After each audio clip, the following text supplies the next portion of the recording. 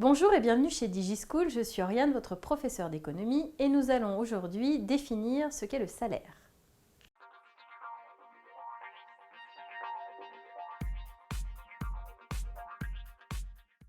Alors, qu'est-ce que le salaire? Le salaire, c'est une rémunération. C'est la rémunération du travailleur qui est liée par un contrat de travail à son employeur.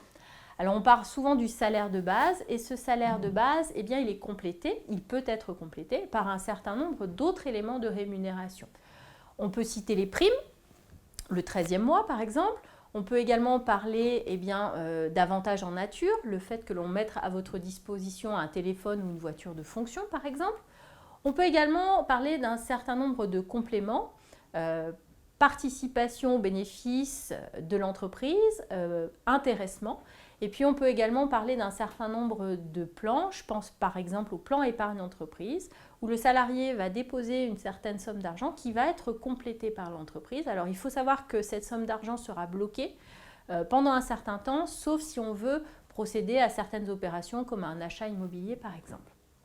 Alors, pour être tout à fait complet, il faut également définir le salaire nominal. Le salaire nominal, c'est le salaire qui est mesuré en prix courant, c'est-à-dire votre fiche de paye.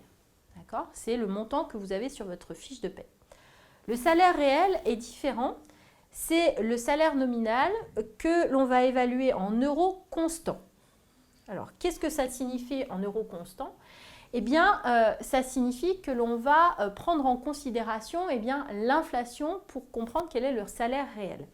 Il va permettre donc d'apprécier l'évolution du pouvoir d'achat des ménages salariés puisqu'on retire le poids de l'inflation. J'espère que cette vidéo vous aura été utile. Je vous invite à vous abonner à notre chaîne et n'hésitez pas à nous laisser un commentaire si vous avez une question. Je vous dis à bientôt sur DigiSchool.